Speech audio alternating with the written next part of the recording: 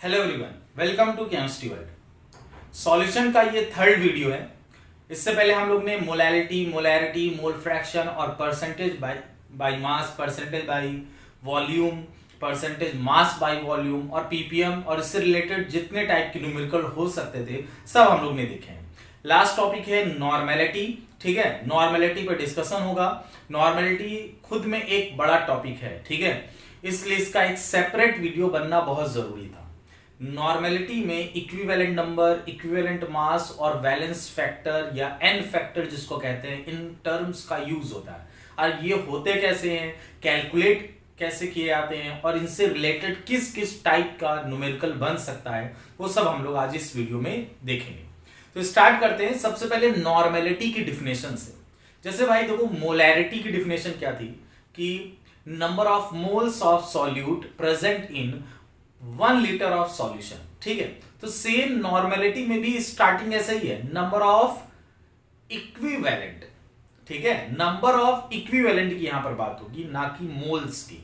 तो जैसे मोल्स एक यूनिट है कैलकुलेट करने के लिए नंबर ऑफ पार्टिकल्स को, नंबर ऑफ मॉलिक्यूल्स को, सेम उसी तरीके से इक्विवेलेंट नंबर भी आपका एक यूनिट होता है जो number of particles, number of molecules को कैलकुलेट करता है, मेजर करता है। ठीक है, तो number of equivalent present in per litre of solution is called normality. ठीक है, तो पहले इसकी डिफिनेशन नोट करते हैं।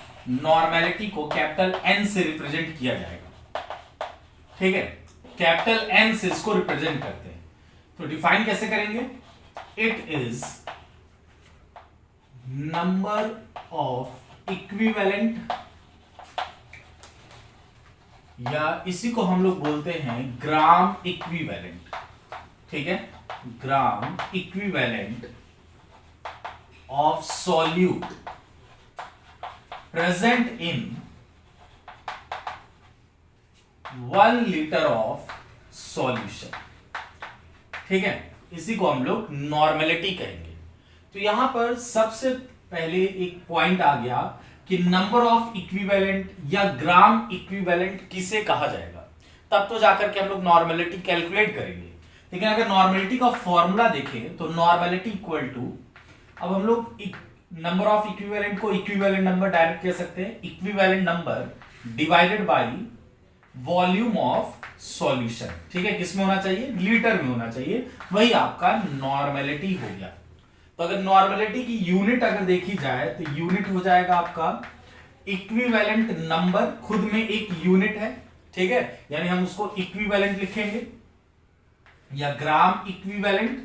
ठीक, और नीचे क्या है? वॉल्यूम ऑफ सॉल्यूशन, लीटर में, तो पर लीटर, तो ग्राम इक्विवेलेंट पर लीटर, ये इसकी यूनिट होगी। और आप देख रहे हैं कि नॉर्मेलिटी में वॉल्यूम का टर्म आया, तो इसका मतलब ये टेम्परेचर डिपेंडेंट है। ठीक है, यानी ये जो यूनिट है, या कह सकते हैं ये जो टर्म है, डिपेंडेंट है किस पर? आपका टेम्परेचर पर। ठीक है, क्योंकि इसमें वॉल्यूम का टर्म आ रहा है। Temperature is directly proportional to volume की होता है। ठीक है, तो अगर वॉल्यूम, टेम्परेचर में चेंजेस आएगा तो वॉल्यूम में चेंजेस आएगा, और वॉल्यूम में चेंजेस आएगा तो नॉर्मेलिटी में भी चेंजेस आएगा।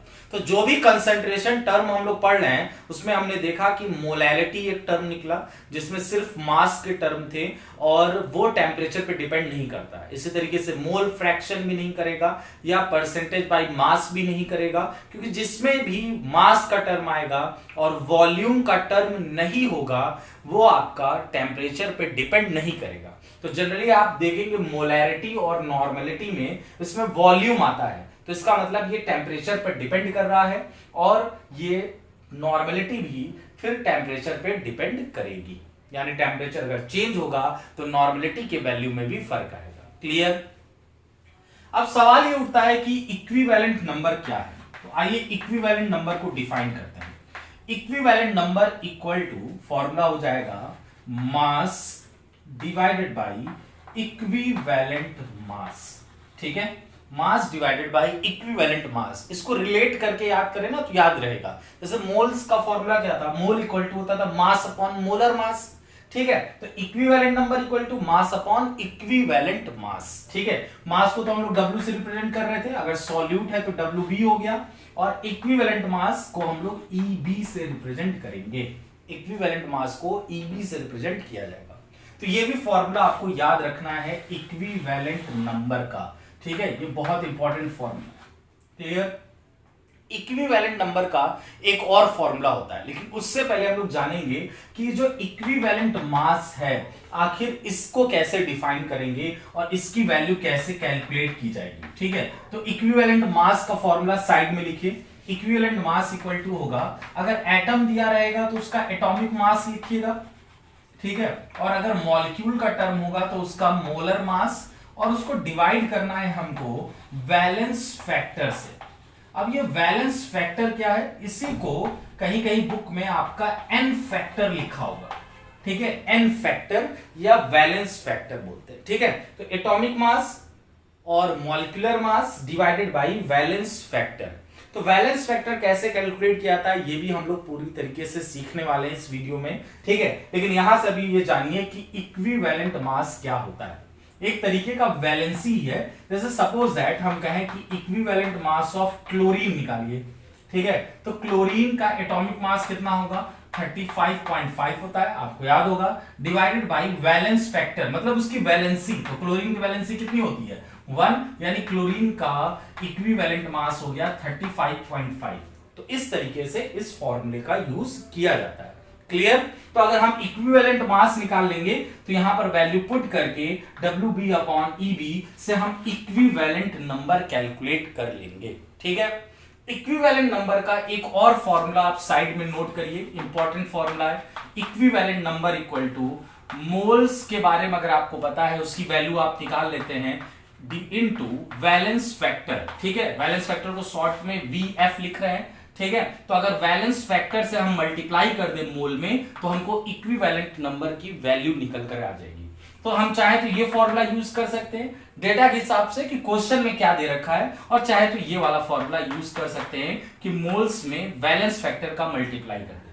अब दोनों ही फॉर्मूला यूज करने के लिए आपको वैलेंस फैक्टर का नॉलेज होना चाहिए, क्योंकि अगर आपको इक्विवेलेंट मास भी निकालना है तो उसमें भी हमें वैलेंस फैक्टर चाहिए ही रहेगा। तो अब इसके बाद हम लोग सबसे पहले वैलेंस फैक्टर ही सीखने जा रहे हैं कि कैसे वैलेंस फैक्टर अलग अलग कंपाउंड्स के निकाले जाते हैं।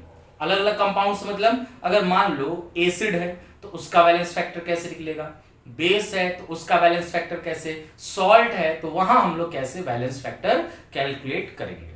सबसे पहले हम लोग एसिड का वैलेंस फैक्टर निकालना सीखेंगे। एसिड किसे कहते हैं, एसिड का मतलब होता है जो H+ आयन को गिव करता है, मतलब अगर एक्वस सॉल्यूशन लिया जाए, ठीक है, तो अपने H+ आयन को वो डोनेट करता हो, क्लियर।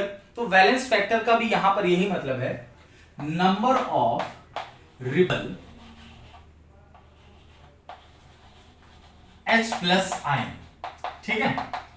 देखिएगा यहां पर एक पॉइंट ध्यान में रखना है आपको कि मैंने ये नहीं कहा कि एसिड का वैलेंस फैक्टर मतलब कि उसमें कितने हाइड्रोजन पाए जा रहे हैं, ठीक है। एसिड के वैलेंस फैक्टर का मतलब होगा कि कितने H+ आयन को वो रिप्लेस कर सकता है, मतलब बाहर निकाल सकता है, number of replaceable H+ ion, ठीक है।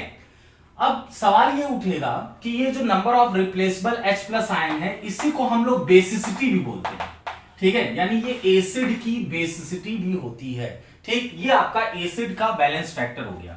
सपोज दैट जैसे हमने लिखा HCl, ठीक, हाइड्रोक्लोरिक एसिड, तो इसका बैलेंस फैक्टर आपको समझ में आ रहा है कि HCl में एक H+ आयन को ये डोनेट कर सकता है, गिव कर सकता है, तो इसका बैलेंस फैक्टर 1 हो गया, ठीक है। सिंपल सा अगर H2SO4 है तो सल्फ्यूरिक एसिड ये अपने दोनों ही H+ आयन को बाहर निकाल सकता है, तो इसका बैलेंस फैक्टर कितना हो गया, 2।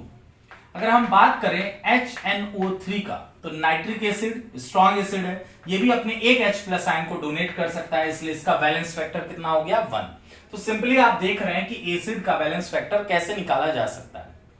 अगर और एग्जांपल देखें H3PO4 तो इसका बैलेंस फैक्टर कितना है, कितने हाइड्रोजन आपको दिख रहे हैं, 3, यानी 3 H+ आयन ये बाहर निकाल सकता है, तो बैलेंस फैक्टर 3 हो गया। नेक्स्ट देखिए H3PO3, इसका वैलेंस फैक्टर, अभी आप कहेंगे इसमें भी 3 H हैं, यानी इसका वैलेंस फैक्टर 3 होना चाहिए, लेकिन यहां पर गलती हो जाएगी, इसका वैलेंस फैक्टर 2 होता है।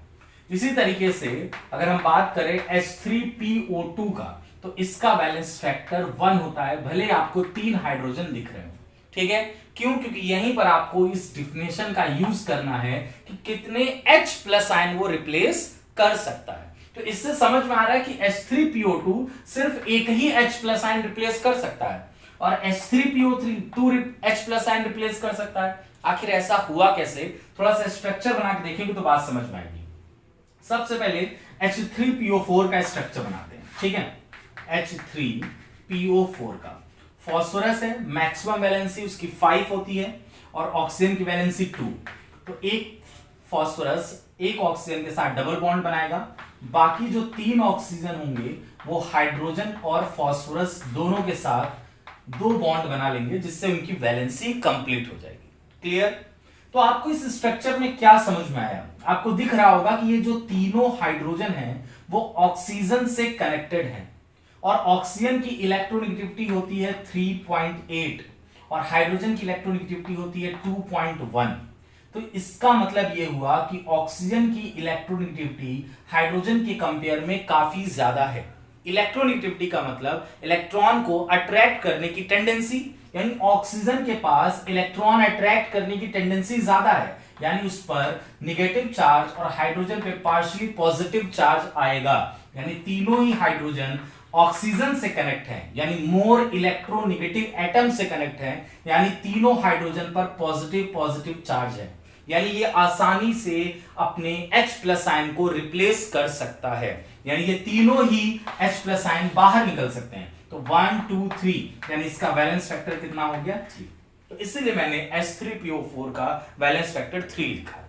लेकिन अगर आप H3PO3 का स्ट्रक्चर बनाएं तो अब आपको एक ऑक्सीजन कम हो चुका है, लेकिन हाइड्रोजन तो उतने ही हैं, तो इसका मतलब है कि एक हाइड्रोजन को डायरेक्ट फॉस्फोरस के साथ कनेक्ट करना होगा। अगर आप इन दोनों हाइड्रोजन को देखें तो same as to as previous case electronegativity का डिफरेंस पाया गया है, इसलिए ये दोनों हाइड्रोजन पर पॉजिटिव पॉजिटिव चार्ज आ जाएगा, यानी आसानी से रिप्लेस हो सकते हैं। लेकिन अगर आप इस हाइड्रोजन को देखें तो ये सीधे कनेक्ट है फॉस्फोरस के साथ, यानी फॉस्फोरस के साथ बॉन्ड बना रहा है। तो अगर फॉस्फोरस की इलेक्ट्रोनेगेटिविटी देखें तो कितना होता है? 2.1, और हाइड्रोजन की भी इलेक्ट्रोनेगेटिविटी कितनी होती है? 2.1। देखो भाई, अगर इलेक्ट्रोनेगेटिविटी का डेटा याद रहता है तो बहुत आसानी हो जाती है चीजों को समझने में। तो आप देखेंगे कि फॉस्फोरस और हाइड्रोजन की इलेक्ट्रोनेगेटिविटी तो बिल्कुल सेम है, यानी ये जो बॉन्ड बन करके आया है ये वाला, ये प्योर कोवैलेंट बॉन्ड होता है, यानी फॉस्फोरस और हाइड्रोजन के बीच का जो बॉन्ड होता है वो प्योर कोवैलेंट बॉन्ड है, यानी यहां पर कोई भी इलेक्ट्रोनेगेटिविटी का डिफरेंस नहीं है, तो चार्ज नहीं आ पाएगा, मतलब ये हाइड्रोजन रिप्लेस नहीं हो सकता है क्योंकि इस पर पॉजिटिव चार्ज नहीं आ रहा है। ठीक है, तो कितने हाइड्रोजन बाहर निकलना है? 1 2, यानी इसका बैलेंस फैक्टर कितना हो गया? 2। ठीक है, अब लास्ट में बचा हमारे पास H3PO2। अब इसमें एक ऑक्सीजन और कम हो गया, इसका मतलब है कि हाइड्रोजन तो सेम उतने ही है, यानी अब 2 हाइड्रोजन ऐसे होंगे जो डायरेक्ट कनेक्ट होंगे किसके साथ? फॉस्फोरस के साथ, यानी ये दोनों हाइड्रोजन रिप्लेस नहीं हो सकते क्योंकि इनके ऊपर कोई चार्ज नहीं आएगा या किसी इलेक्ट्रोनेगेटिव एटम से अटैच नहीं है। यहां पर ये वाला हाइड्रोजन ऑक्सीजन से कनेक्ट है, जिसकी वजह से ये हाइड्रोजन आसानी से रिप्लेस हो सकता है। आई बात समझ में? इसलिए मैंने यहां पर जो डिफिनेशन लिखी है वो यही लिखी है कि number of replaceable H plus ion, कितने H प्लस आयन को वो रिप्लेस कर सकता है, बाहर निकाल सकता है। ठीक है, आपको उम्मीद है कि एसिड का बैलेंस फैक्टर समझ में आ गया होगा। ठीक है, तो यहां पर इन्हीं 2-3 में वेरिएशन है, उसको बस ध्यान में रखना है। Generally HCl, H2SO4, HNO3 strong acid होते हैं, तो जितने हाइड्रोजन हैं इसमें वो पूरे ही H प्लस आयन के साथ बाहर निकल जाते हैं। ठीक है, लेकिन एक पॉइंट ध्यान में ये रखिएगा कि वैलेंस फैक्टर कोई फिक्स्ड क्वांटिटी नहीं है। ठीक है, यानी फिक्स्ड वैल्यू नहीं है। कैसे? ये रिएक्शन टू रिएक्शन चेंज भी हो सकती है। अगर कोई कंडीशन ना दिया हो तो जो हमें यहां बैलेंस फैक्टर पता है वही हम यूज करेंगे, लेकिन अगर कोई कंडीशन दी हो तो वहां बैलेंस फैक्टर चेंज हो सकता है। ठीक है, इसको एक एग्जांपल से हम लोग समझेंगे तो बात समझ में आएगी।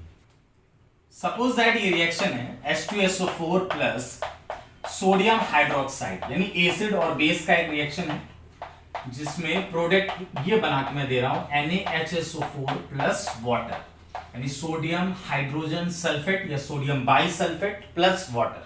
ठीक है, और इस रिएक्शन में आपसे पूछे कि बैलेंस फैक्टर ऑफ H2SO4 बताइए, तो क्योंकि हमने याद कर रखा है कि सल्फ्यूरिक एसिड में 2H+ आयन होते हैं तो हम डायरेक्ट 2 लिख देंगे, लेकिन आंसर गलत हो जाएगा क्योंकि यहां पर बैलेंस फैक्टर जो H2SO4 का पूछा गया वो इस रिएक्शन में पूछा गया।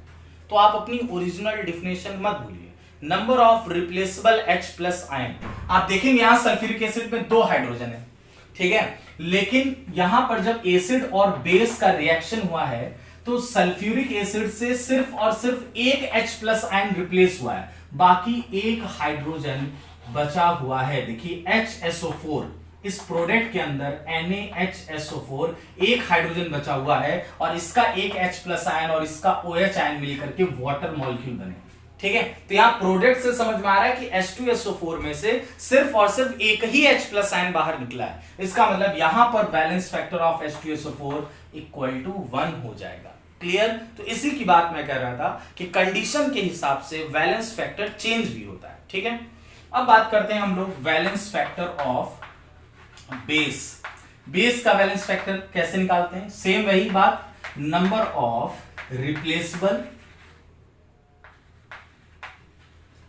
Replaceable hydroxide ions. ठीक है, जितने हाइड्रोक्साइड आयन रिप्लेस हो सकते हैं वही बेस की बैलेंस फैक्टर होती है। ठीक है, इसी को बेस का क्या बोला जाता है? एसिडिटी। ठीक है, इसी को हम लोग एसिडिटी बोलते हैं। Clear? Suppose that sodium hydroxide है तो इसका एक हाइड्रोक्साइड आयन बाहर निकल सकता है, मतलब बैलेंस फैक्टर 1 हो गया। बात करें जैसे मैग्नीशियम हाइड्रोक्साइड का, ठीक, तो यहां पर बैलेंस फैक्टर 2 हो गया। या एल्यूमिनियम हाइड्रोक्साइड, फॉर्मूला होता है AlOH का होल थ्राइस, तो आप देख रहे हैं कि 3 हाइड्रोक्साइड आयन बाहर निकल सकते हैं, तो इसका मतलब इसका बैलेंस फैक्टर 3 हो गया। तो ये आपका बैलेंस फैक्टर ऑफ बेस है। क्लियर? अब आइए, जिसका बैलेंस फैक्टर सबसे ज्यादा यूज होता है और सबसे ज्यादा इंपॉर्टेंट है वो है बैलेंस फैक्टर ऑफ सॉल्ट। ठीक है, कोई भी सॉल्ट है यानी जो इसमें केटायन और एनायन का फॉर्मेशन होता है, ठीक, कोई भी सॉल्ट है तो उसका बैलेंस फैक्टर कैसे निकालते हैं? यानी सॉल्ट यानी इसमें केटायन है और एनायन है, तो हम बात करेंगे बैलेंस फैक्टर ऑफ सॉल्ट का टोटल पॉजिटिव चार्ज, ठीक है, टोटल पॉजिटिव चार्ज और टोटल निगेटिव चार्ज। चाहे तो आप पॉजिटिव चार्ज की वैल्यू रख लीजिए या निगेटिव चार्ज की वैल्यू रख लीजिए, आनी तो सेम है क्योंकि किसी भी सॉल्ट में जो टोटल पॉजिटिव और टोटल निगेटिव चार्ज होते हैं वो इक्वल होते हैं। ठीक है, तो वही उसका बैलेंस फैक्टर होता है। तो इसका एग्जांपल करते हैं तो क्लियर हो जाएगा बात। सपोज दैट एकदम स्टार्टिंग से करते हैं, सोडियम क्लोराइड NaCl। ठीक है, अब आपसे कहे कि ये एक सॉल्ट है, इसका बैलेंस फैक्टर बताइए, तो किसी भी सॉल्ट का बैलेंस फैक्टर निकालने का तरीका उसके केटायन और एनायन को सेपरेट कर लिया करिए। जैसे सोडियम पर होता है +1 और क्लोराइड पर होता है -1। ठीक है, तो आपको दिख रहा है टोटल पॉजिटिव चार्ज भी 1 है और टोटल निगेटिव चार्ज भी 1 है। साइंस से मतलब नहीं है, बस मैग्नीट्यूड देखिए कितना है, यानी NaCl का बैलेंस फैक्टर कितना हो गया? 1। अगर हम बात करें CaCl2 यानी कैल्शियम क्लोराइड का, तो इसको भी सेपरेट कर लीजिए। अब इसके लिए पता होना चाहिए कि किस आयन, कौन से एटम पर कितना चार्ज आ सकता है। तो यहां पर आप देखेंगे कि कैल्शियम एटम पर 2+ का चार्ज है, मतलब कैल्शियम आयन जो है उस पर 2+ का चार्ज है। और क्लोरीन पे कितना का चार्ज होता है? -1 का। ठीक है, लेकिन क्लोरीन के एटम कितने हैं? 2, तो हम आगे 2 से मल्टीप्लाई कर देंगे। क्लियर? अब देखिए टोटल पॉजिटिव चार्ज कितना दिख रहा है? 2, और अगर टोटल निगेटिव चार्ज देखेंगे तो वो भी 2 × 1 2 ही आ रहा है, यानी बैलेंस फैक्टर कितना हो गया? 2। क्लियर? ठीक है, और एक एग्जांपल से देखते हैं तो ज्यादा अच्छे समझ में आएगा। मैं यहाँ पे एग्जांपल कर दे रहा हूं, जैसे Al2SO4 का होल थ्राइस। अब कहे कि भैया इस सॉल्ट का बैलेंस फैक्टर बताओ, तो बस एक ही काम करना है, चार्ज सेपरेशन करिए, यानी केटायन और एनायन को अलग अलग करिए। एल्यूमिनियम पर कितना चार्ज होता है? 3+ का। क्लियर? लेकिन एल्यूमिनियम पर कितने एटम है एल्यूमिनियम के? 2, तो 2 से मल्टीप्लाई कर दीजिए। प्लस सल्फेट का फॉर्मूला क्या होता है? SO4 2-। ठीक, लेकिन सल्फेट के कितने आयन यहां पर यूज हुए हैं? 3, तो आप 3 से मल्टीप्लाई कर दीजिए। तो टोटल पॉजिटिव चार्ज देखेंगे 2 × 3 यानी 6, टोटल नेगेटिव चार्ज 3 इंटू 2 तो भी 6 ही आएगा, यानी एल्यूमिनियम सल्फेट का वैलेंस फैक्टर हो गया आपका 6। क्लियर? आई होप आपको सॉल्ट का वैलेंस फैक्टर समझ में आ गया होगा कैसे करेंगे। ठीक है, तो जो भी आपको सॉल्ट दिया रहेगा केटायन और एनायन को सेपरेट कर लीजिए और आपको समझ में आ जाएगा कि हाँ टोटल पॉजिटिव चार्ज कितना है और टोटल निगेटिव चार्ज कितना है। ठीक है, तो ये हो गया बैलेंस फैक्टर के बारे में नॉलेज कि एसिड का, बेस का और सॉल्ट का वैलेंस फैक्टर कैसे कैलकुलेट किया जाएगा। अब आइए नॉर्मेलिटी और मोलैरिटी के बीच में क्या रिलेशन है उसको भी देखते हैं, एक फॉर्मूला उसका बनाते हैं, फिर उसके बाद हम लोग नॉर्मेलिटी के क्वेश्चन लगाना स्टार्ट करेंगे। मोलैरिटी और नॉर्मेलिटी के बीच में क्या रिलेशन है, तो पहले मोलैरिटी का फॉर्मूला लिखते हैं। मोलैरिटी इक्वल टू क्या था, moles of solute divided by volume of solution, किसमें, लीटर। ठीक है, मोल्स को पूरा लिख लेते हैं, मास अपॉन मोलर मास यानी WB अपॉन MB, ठीक, इनटू वॉल्यूम। अब आइए नॉर्मेलिटी लिखिए, नॉर्मेलिटी क्या था, equivalent number divided by volume, किसमें, लीटर में। यानी हम लोग इक्विवेलेंट नंबर का फॉर्मूला मैंने क्या बताया था कि जैसे मोल का होता है मास अपॉन मोलर मास, वैसे इक्विवेलेंट नंबर का होता है मास upon equivalent mass into volume. ठीक है, अब एक काम करते हैं कि मोलैरिटी और नॉर्मेलिटी को आपस में डिवाइड कर देंगे। ठीक है, तो जब डिवाइड करेंगे तो WB से WB कैंसिल, वॉल्यूम से वॉल्यूम कैंसिल, EB ऊपर चला जाएगा, यानी आपका हो जाएगा molarity divided by normality equal to EB upon MB। ठीक है, तो normality upon molarity equal to molar mass upon equivalent mass. तो ये जो molar mass upon equivalent mass है इसी को n फैक्टर या वैलेंस फैक्टर कहा जाता है। ठीक है, तो finally n upon m equal to valence factor, यानी नॉर्मेलिटी इक्वल टू हो गया मोलैरिटी इनटू वैलेंस फैक्टर। ठीक है, ये आपका हो गया फॉर्मूला। ठीक है, normality equal to molarity into valence factor, ये रिलेशन है, काफी इंपॉर्टेंट रिलेशन है। ठीक है, इससे हम लोग कई सारे क्वेश्चंस भी देखने वाले हैं। क्वेश्चन करने से पहले, क्योंकि देखो कई सारे फॉर्मूले हो चुके हैं नॉर्मेलिटी के, इक्विवेलेंट नंबर के, इक्विवेलेंट मास के, और फिर उसके बाद मोलैरिटी और नॉर्मेलिटी के बीच में रिलेशन, तो कंफ्यूज ना हो इसके लिए हम लोग पहले इसे समराइज कर लेंगे। ठीक है, और एक जगह पर सारे फॉर्मूले को एक साथ लिखेंगे। यानी स्टार्टिंग करते हैं, नॉर्मेलिटी का फॉर्मूला क्या था, शॉर्ट में बस लिखते चलेंगे, इक्विवेलेंट नंबर डिवाइडेड बाय आपका वॉल्यूम, किसमें, लीटर में। ठीक है, फिर उसके बाद इक्विवेलेंट नंबर का फॉर्मूला ये था आपका मास अपॉन इक्विवेलेंट मास। उसके बाद इक्विवेलेंट मास का फॉर्मूला था, एटम है तो एटॉमिक मास और मॉलिक्यूल है तो molecular mass divided bye valence factor. ठीक है, और फिर उसके बाद एक फॉर्मूला और बना, normality equal to molarity into valence factor, जो अभी हम लोग ने देखा नॉर्मेलिटी और मोलैरिटी में रिलेशन। फिर उसके बाद एक फॉर्मूला और था, normality equal to normality into, देखो वॉल्यूम और नॉर्मेलिटी का अगर मल्टीप्लाई कर दोगे तो हमको क्या मिल जाएगा, इक्विवेलेंट नंबर मिल जाएगा। अब ये वॉल्यूम किस में होना चाहिए, आपका लीटर में होना चाहिए। ठीक है, और एक फॉर्मूला और, इक्विवेलेंट नंबर इक्वल टू क्या था, मोल्स इनटू वैलेंस फैक्टर। ठीक है, तो ये सारे जो फॉर्मूले हमारे पास हैं, ठीक, वो एक जगह हमने इसको लिख करके समराइज कर लिया है, इससे हम भूलेंगे नहीं, कंफ्यूज नहीं होंगे। ठीक है, अब आइए देखते हैं कि किस किस टाइप से क्वेश्चंस इसके बेस पर आ सकते हैं। क्वेश्चन दे रखा है, calculate equivalent number in 4 mole HNO3। मतलब यहां पर ये जितने सारे क्वेश्चन दे रखे हैं इन सब में आपको इक्विवेलेंट नंबर कैलकुलेट करना है। तो इक्विवेलेंट नंबर कैलकुलेट करने के लिए पहले देखो क्या दे रखा, मोल दे रखा है। तो मोल से रिलेटेड इक्विवेलेंट नंबर का क्या कोई फॉर्मूला है, देखिए ऊपर ही लिख रखा है, तो एक साथ अगर समराइज कर लेंगे तो इससे ये फायदा हो जाएगा, equivalent number equal two moles into valence factor. तो मोल है आपका 4 इनटू वैलेंस फैक्टर, जो कि निकालना सिखाया गया, नाइट्रिक एसिड, एक एसिड है, number of H plus ion 1 है, तो 4 इंटू 1 इक्वल टू 4, ये आपका आ गया इक्विवेलेंट नंबर। सेम इसी तरह इसमें करते चलेंगे, मोल दे रखा है तो बस मोल में वैलेंस फैक्टर से मल्टीप्लाई करना है। कैल्शियम हाइड्रोक्साइड एक बेस है, बेस का वैलेंस फैक्टर होता है रिप्लेसेबल OH आयन, कितने OH आयन दिख रहे हैं, 2, तो 3 इंटू 2 कितना हो गया, 6। नेक्स्ट है 0.5 मोल aluminium hydroxide, 0.5 mole into valence factor, कितने हाइड्रोक्साइड है 3, यानी ये हो गया आपका 1.5। फिर है 0.25 mole sulphuric acid, 0.25 into valence factor, sulphuric acid का वैलेंस फैक्टर 2, यानी ये आपका आ गया 0.5। ठीक है, नेक्स्ट देखो क्या दे रखा है 3 मिली मोल फेरिक क्लोराइड। अब फेरिक क्लोराइड एक सॉल्ट है और ये मिली मोल का क्या मतलब है, मिली का मतलब जब भी आ जाए मतलब 10⁻³ से मल्टीप्लाई कर दिया करिए, तो इसका बैलेंस 3 × 10⁻³ ये मोल हो गया।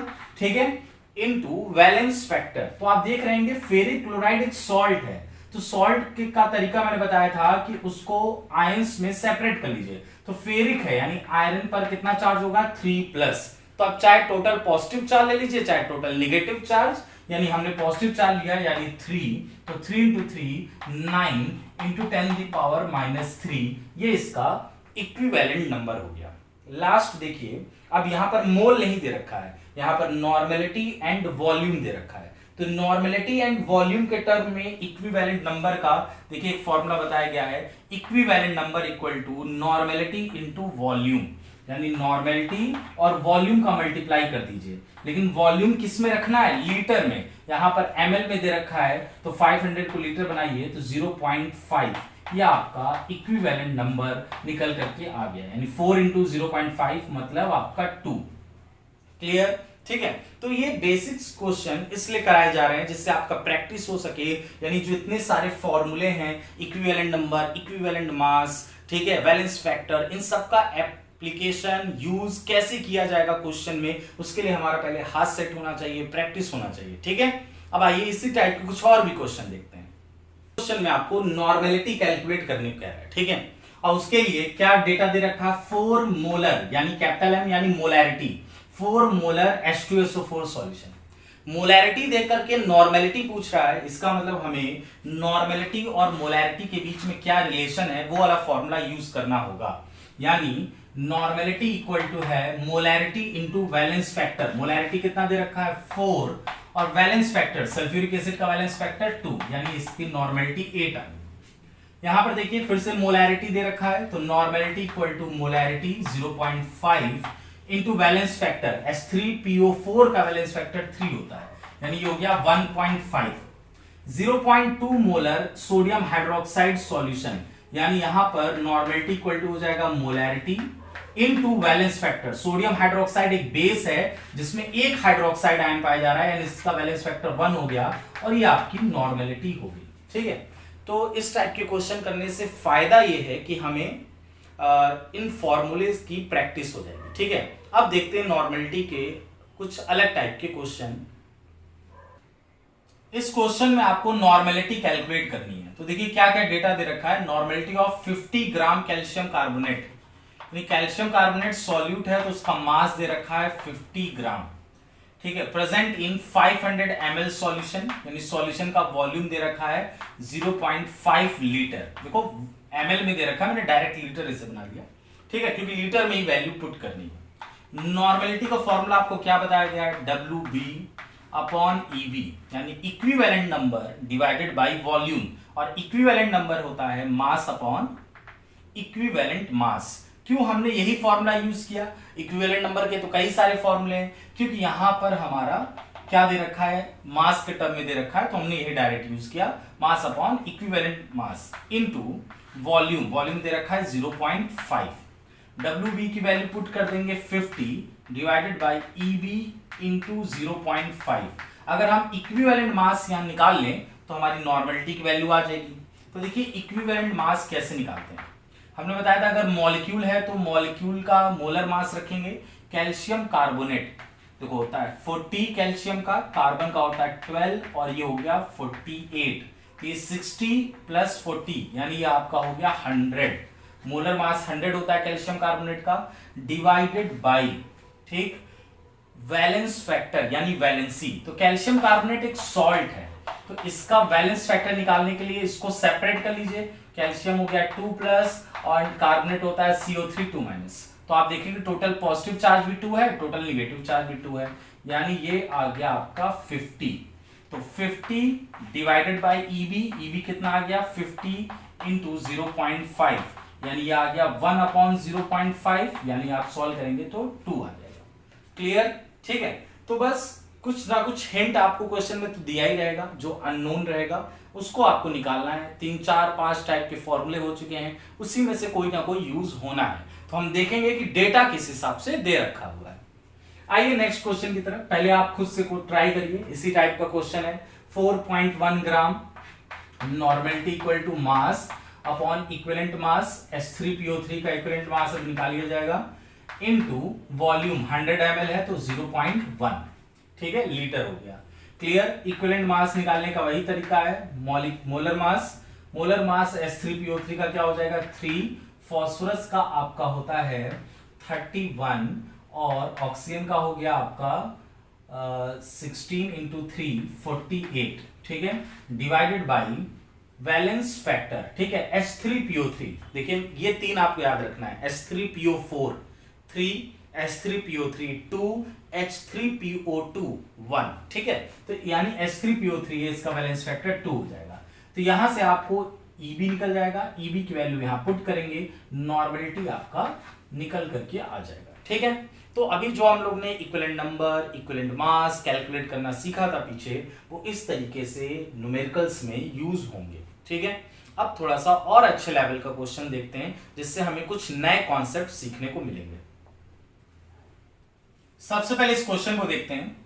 देखिए यहां पर क्वेश्चन को अगर हम लोग ध्यान से पढ़े तो कह रहा है कि 0.5 gram of a base was completely neutralized by 100 ml of 0.2 normal acid. यानी यहां पर एसिड और बेस के रिएक्शन के बारे में बात कर रहा है। तो एसिड और बेस जब रिएक्ट करते हैं तो एक दूसरे को न्यूट्रलाइज्ड कर देते हैं, तो इसलिए हम इसको न्यूट्रलाइजेशन रिएक्शन भी बोलते हैं। ठीक है, तो आपसे पूछ क्या रहा है, find equivalent mass of the base, यानी बेस का हमको इक्विवेलेंट वेट निकालना है। तो कैसे निकालेंगे? देखिए इसके और भी तरीके हो सकते हैं कैलकुलेट करने के लिए, लेकिन यहां पर इस क्वेश्चन को कराने का मकसद सिर्फ इतना सा है कि आप यहां से एक कॉन्सेप्ट सीखें। कॉन्सेप्ट ये है कि जब भी कोई एसिड और बेस एक दूसरे को कंप्लीटली न्यूट्रलाइज करते हैं, ठीक है, तो उनके इक्विवेलेंट नंबर आपस में इक्वल होने चाहिए। यानी कंप्लीट न्यूट्रलाइजेशन की कंडीशन क्या है कि इक्विवेलेंट नंबर ऑफ एसिड और इक्विवेलेंट नंबर ऑफ बेस आपस में इक्वल हो। और ये सिर्फ एसिड और बेस की बात नहीं है, जो भी रिएक्टेंट आपस में रिएक्शन करके प्रोडक्ट देते हैं तो उन रिएक्टेंट के इक्विवेलेंट नंबर आपस में इक्वल हम कर सकते हैं। ठीक है, तो यहां से कॉन्सेप्ट क्या पता चला कि equivalent number of acid equal to equivalent number of base. अब इसका यूज करके हम ये क्वेश्चन सॉल्व कर सकते हैं।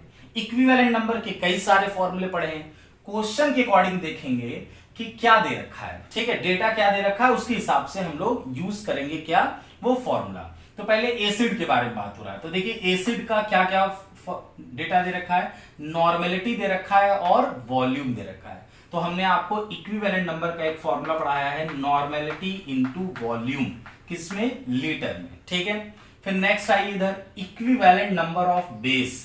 बेस के लिए क्या डेटा दे रखा है, उसका मास दे रखा है। ठीक है, तो इक्विवेलेंट नंबर का एक और फॉर्मूला होता है कि मास डिवाइडेड बाय इक्विवेलेंट मास। ठीक है, तो यहां पर नॉर्मेलिटी रखते हैं 0.2, वॉल्यूम लीटर में 100 ml है यानी 0.1 इक्वल टू मास दे रखा है 0.5 एंड इक्विवेलेंट मास यही आपको कैलकुलेट करना है। तो इक्विवेलेंट मास इधर आ गया एंड 0.5 डिवाइडेड बाय 0.2 इंटू 0.1 यानी ये हो गया 0.02। ये हो गया फाइनली इक्विवेलेंट मास जिसे आप कैलकुलेट कर लीजिए। क्लियर, समझ में आ रही बात? तो देखिए इस कॉन्सेप्ट से कितना इजी हो गया इस क्वेश्चन को करना। ठीक है, 2 लाइन में आपका हो गया अगर ये कॉन्सेप्ट हमें पता हो तो। ठीक है, सेम यही कॉन्सेप्ट का यूज हम इस वाले क्वेश्चन में भी करेंगे। यहां पर भी देखिए कह रहा है कि acid exactly neutralised by base, यानी यहां पर सोडियम हाइड्रोक्साइड है वो बेस ही है, तो एसिड और बेस कंप्लीटली न्यूट्रलाइज्ड हो रहे हैं। तो यानी यहां पर भी हम यही फॉर्मूला लगा सकते हैं कि इक्विवेलेंट नंबर ऑफ एसिड आपस में इक्वल है इक्विवेलेंट नंबर ऑफ बेस, दोनों आपस में इक्वल होंगे। और अगर कोई मेटल और ऑक्सीजन भी, जैसे मेटल और ऑक्सीजन रिएक्शन करके मेटल का ऑक्साइड बनते हैं, तो वहां पर मेटल का इक्विवेलेंट नंबर ऑक्सीजन के इक्विवेलेंट नंबर के इक्वल होना चाहिए। मतलब जो भी रिएक्टेंट आपस में रिएक्शन करेंगे उनके इक्विवेलेंट नंबर इक्वल होने चाहिए। इक्वल कर सकते हैं तो क्वेश्चन इजी हो जाएगा। इक्विवेलेंट नंबर ऑफ एसिड, ठीक। अब एसिड को ध्यान से देखिए, यहां पर मास का टर्म दे रखा है, तो मास वाला फॉर्मूला हम लोग यूज कर लेंगे। क्या कर लेंगे? मास अपॉन, ठीक, इक्विवेलेंट मास, ठीक, equal to equivalent number of base. Base के लिए क्या दे रखा है? नॉर्मेलिटी और उसका वॉल्यूम, तो नॉर्मेलिटी इनटू वॉल्यूम वाला यूज करेंगे। तो एसिड में मास है 0.45 डिवाइडेड बाय इक्विवेलेंट मास। तो इक्विवेलेंट मास नहीं दे रखा है तो निकाल लेते हैं, ठीक है। तो क्या हो जाएगा आपका इक्विवेलेंट मास? एटॉमिक मास या molecular mass divided bye valence factor. तो मॉलिक्यूलर मास दे रखा है 90 डिवाइडेड बाय वैलेंस फैक्टर, ठीक, इक्वल टू नॉर्मेलिटी है 0.5 एंड वॉल्यूम है 20 ml। तो 20 ml को आप लीटर बनाएंगे तो डिवाइड करेंगे 1000 से। क्वेश्चन में पूछा क्या था? Find basicity of acid. Basicity of acid का मतलब कि एसिड कितने H+ आयन डोनेट करता है। तो जितने H+ आयन डोनेट करता है उसी को तो वैलेंस फैक्टर बोलते हैं एसिड का। यानी दरअसल आपको वैलेंस फैक्टर निकालने को कह रहा है, तो वैलेंस फैक्टर यहां पर है। तो आप इस इक्वेशन को जब सॉल्व कर लेंगे तो आपका एसिड का वैलेंस फैक्टर निकल करके आ जाएगा। तो फाइनली ये हमारे नॉर्मेलिटी से रिलेटेड जो न्यूमेरिकल्स जिस टाइप के हो सकते हैं मैंने आपको करा दिए हैं। क्या क्या रिलेशन है एक दूसरे के साथ वो भी मैंने करा दिया। तो यहां पर कंसंट्रेशन टर्म्स पूरी तरीके से खत्म होता है। जितनी पॉसिबिलिटी हो सकती है उतने मैं न्यूमेरिकल लगाने की कोशिश करूंगा, ठीक है, जिससे आपको न्यूमेरिकल की हैबिट बने। क्योंकि इसके बाद वाले चैप्टर भी न्यूमेरिकल्स के हैं, जैसे केमिकल काइनेटिक्स हो गया, इलेक्ट्रोकेमिस्ट्री हो गया, ठीक है, उसमें भी बहुत ढेर सारे न्यूमेरिकल्स मिलेंगे। क्लियर? अब अगले पार्ट में क्या आने वाला है सॉल्यूशन के, उसमें हम लोग देखने वाले हैं Henry law, Dalton law, Raoult's law, ठीक है, और वेपर प्रेशर के बारे में। क्लियर? फिर इसी तरीके से धीरे धीरे हमारा चैप्टर आगे बढ़ेगा। आइडियल सॉल्यूशन हो गया, types of non ideal solution, and last में हम लोग कॉलिगेटिव प्रॉपर्टी, जो इस चैप्टर का सबसे ज्यादा इंपॉर्टेंट पोर्शन है। क्लियर? तो आज के लिए इतना काफी है। अगर आपको इस वीडियो से हेल्प मिलता है, प्रॉपर नोट्स बनाइए, अपने दोस्तों में भी शेयर करिए, ज़्यादा से ज़्यादा लाइक करिए। अगर आपको कोई भी प्रॉब्लम आती है, जैसे क्वेश्चन करने में, न्यूमेरिकल्स में, या आप किसी और बुक का न्यूमेरिकल लगा रहे हैं, ठीक है, आपसे नहीं हो पा रहा है, तो आप मुझे कमेंट सेक्शन में या मेरे मेल आईडी पर आप मुझे करके पूछ सकते हैं, ठीक है।